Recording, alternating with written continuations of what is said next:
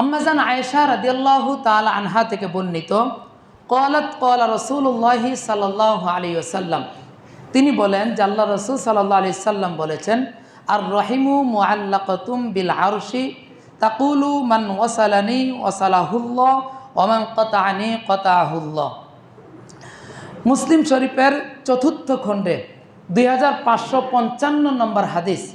আল্লাহ রসুল সাল্লাল্লাহু আলাইহি সাল্লাম বলেন, আত্মীয়তার সম্পর্ক এটা আল্লাহ তাআলার যে আরশ আছে আরশের সাথে সম্পর্কিত। আত্মীয়তার সম্পর্কটা আরশের সাথে সম্পর্কিত। মান ওয়াসালানি তাকুলু, এই আত্মীয় যে বস্তুটা আছে, এই আত্মীয় বস্তুটা প্রতিনিয়ত সকাল বিকাল আমাদেরকে ডেকে ডেকে বলেন, মান ওয়াসালানি, যে ব্যক্তি আমি আত্মীয়কে ধারণ করবে, মজবুত করবে, আত্মীয়তার সম্পর্ককে বজায় রাখবে, ওয়াসালাহুল্লাহ, সেই জন্য সরাসরি আল্লাহ তাআলার সাথে সম্পর্ক বজায় রাখলো। ওমান কাতাআনি, যে ব্যক্তি আমি আত্মীয়তার সম্পর্ককে ছিন্ন করলো, কাতাআহুল্লাহ, সেজন্য স্বয়ং আল্লাহ তাআলার সাথে সম্পর্ক ছিন্ন করলো। নাউজুবিল্লাহ।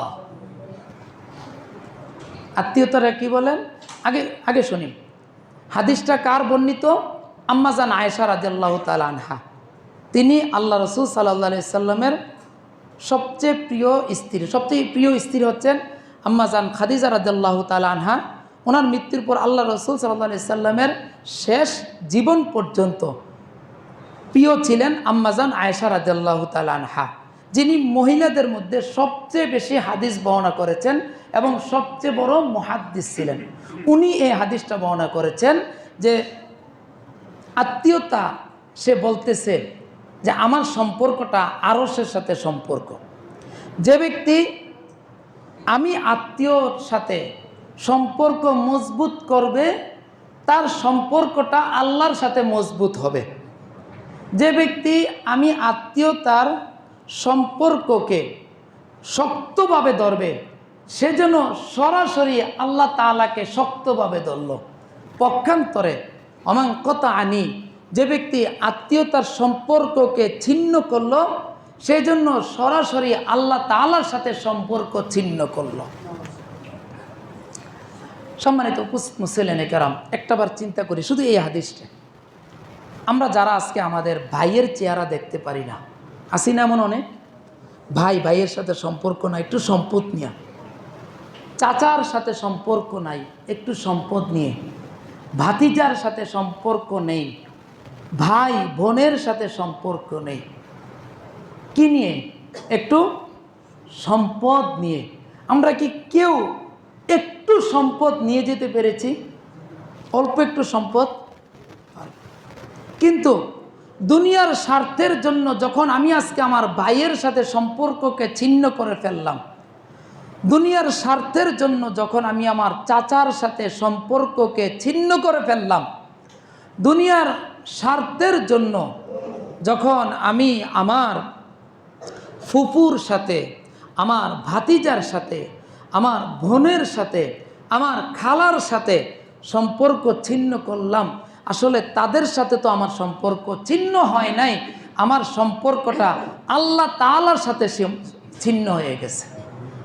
সুতরাং আমি আমার ভাইয়ের সাথে খারাপ ব্যবহার করে, ভাইকে আত্মীয়তার কাতার থেকে বাদ দিয়ে, তার সাথে সম্পর্ক ছিন্ন করে, চাচার সাথে, ভাতিজার সাথে, ফুপুর সাথে, খালার সাথে, বোনের সাথে আত্মীয়তার সম্পর্ক ছিন্ন করে যতই আমি আল্লাহ আল্লাহ আল্লাহ আল্লাহ জিকির করি, যতই নামাজ পড়ি, যতই রোজা রাখি, যতই হজ করি, কোনোটাই লাভ হবে না। কারণ আমার তো যেখানে সম্পর্ক রাখার কথা তার সাথেই আমার সম্পর্ক নাই।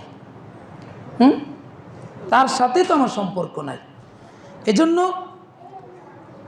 আত্মীয়তার সম্পর্ককে সুদৃঢ় রাখতে হবে। আল্লাহ রসুল সাল্লাল্লাহু আলাইহি ওয়াসাল্লামের হাদিস, হযরত আনাস রাদিয়াল্লাহু তাআলা আনহু থেকে বর্ণিত, আন্না রাসূলুল্লাহি সাল্লাল্লাহু আলাইহি ওয়াসাল্লাম ক্বালা মান আহাব্বা আন ইউবসাতা লাহু ফি রিজকিহি ওয়া ইউনসা ফি আথারিহি ফালইয়াসিল রাহিমুহু। দুইটা জিনিস, আমরা যারা উপস্থিত আছি আমরা প্রত্যেকে চাই আমাদের রিজিক অর্থাৎ আমাদের সম্পদ বৃদ্ধি পাক। আমরা সবাই চাই না?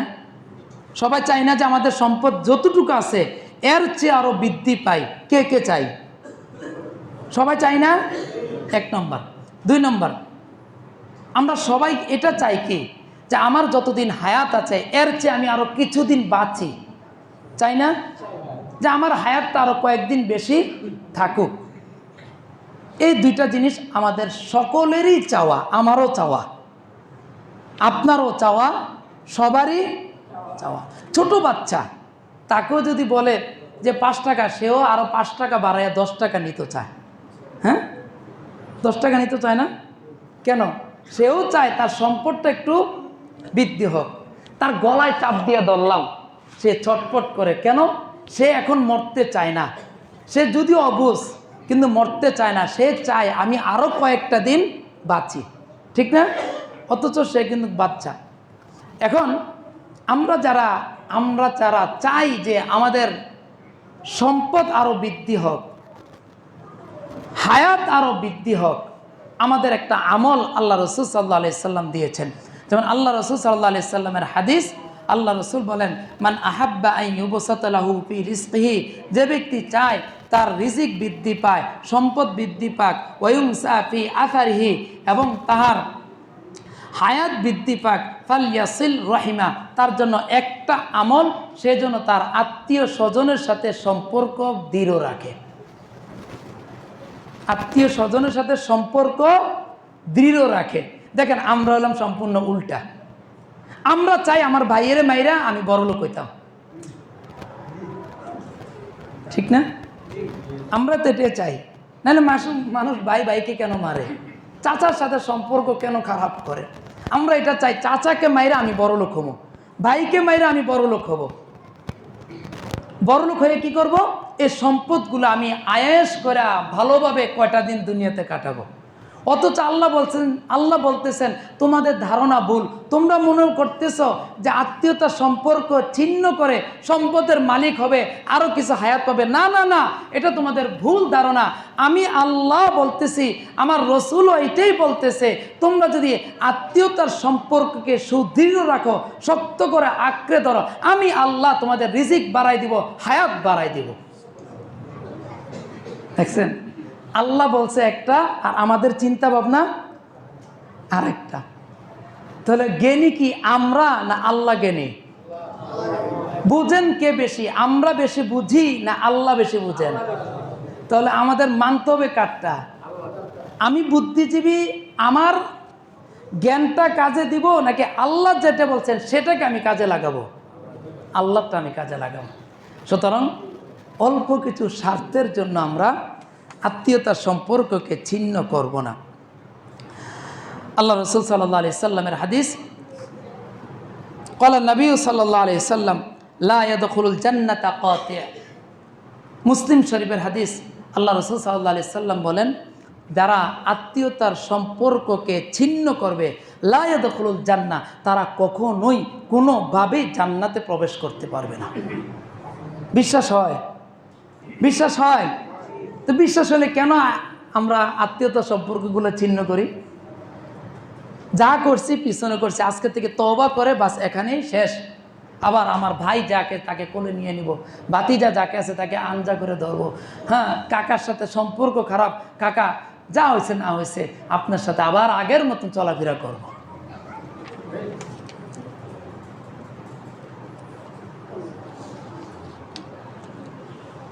হযরত আবু আইয়ুব আনসারী রাদিয়াল্লাহু তাআলা আনহু একজন প্রসিদ্ধ সাহাবী।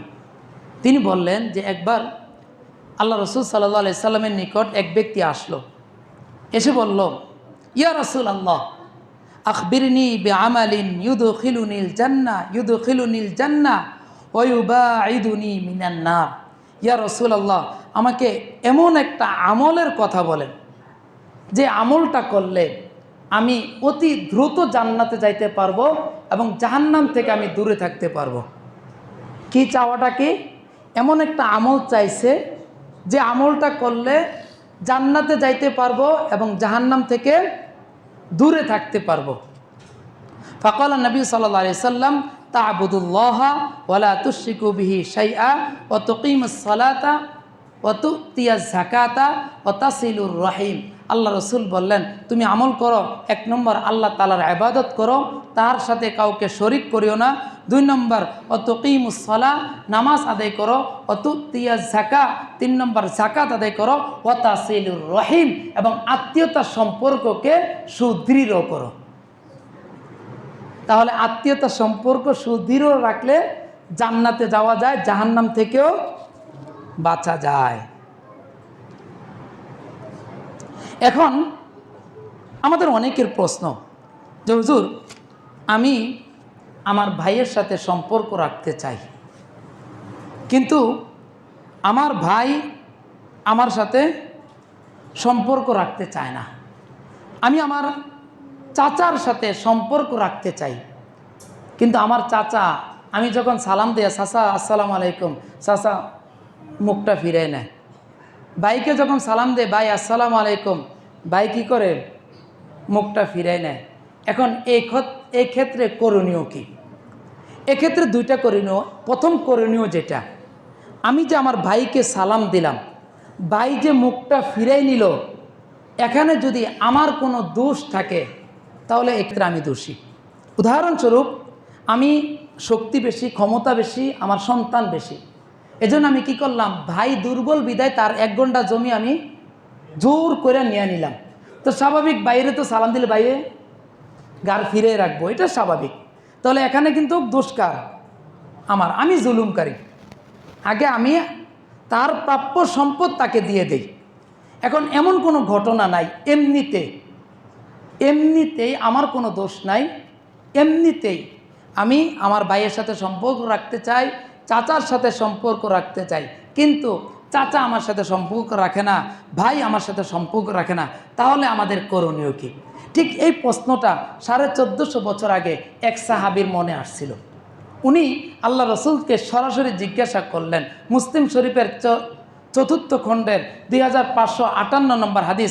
উনি যখন এই কথাটা জিজ্ঞাসা করলেন, আল্লাহ রসুল সাল্লাল্লাহু আলাইহি সাল্লাম বললেন, তুমি যা বলতেছ যে তুমি তার কোনো হক নষ্ট করো নাই, তার হককে যথাযথভাবে আদায় করেছ এবং তার সাথে সম্পর্ক রাখার চেষ্টা করেছ, তারপরও যদি তোমার ভাই তোমার দিকে না ফিরে না তাকায়, তোমার সালামের উত্তর না দেয়, তোমার সাথে যদি সম্পর্ক না রাখে, তাহলে কেমন যেন তুমি ফাঁকা কামা কুলতা ফাঁকা আন্নামা তুসিফুহুমুল মাল্লা ওয়ালা ইয়াজালু মাআকা মিনাল্লাহি যহিরুন আলাইহিম মা দুমতা আলা যালিক। আল্লাহ রসুল বলেন যে যদি ব্যাপারটা এমন হয়, তাহলে কেমন যেন তুমি তার মুখের মধ্যে গরম কয়লা নিক্ষেপ করলা। সুতরাং আমি আমার পক্ষ থেকে যদি আমার ভাই আমার সাথে সম্পর্ক রাখতে না চাই, আমি চেষ্টা করব। আমার চাচা যদি সম্পর্ক রাখতে না চাই, আমি চেষ্টা করব।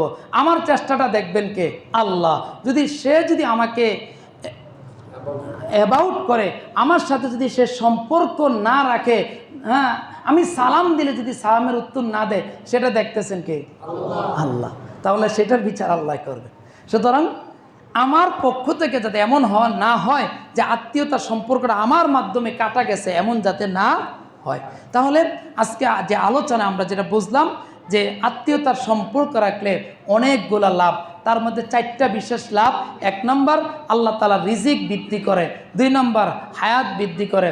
3 নম্বর, জান্নাত দান করে। 4 নম্বর, দোজখ থেকে আল্লাহ তাআলা হেফাজত করে। আর আত্মীয়তার সম্পর্ক যদি আমরা ছিন্ন করি, যে কয়েকটা শাস্তি, 1 নম্বর শাস্তি, আল্লাহ তাআলার সাথে আমার সম্পর্ক ছিন্ন হয়ে যাবে। 2 নম্বর শাস্তি, আমি কখনোই জান্নাতে প্রবেশ করতে পারবো না। সুতরাং আত্মীয়তার সম্পর্ক আমরা সুদৃঢ় রাখার চেষ্টা করি। আল্লাহ তাআলা আমাদের সবাইকে আমল করার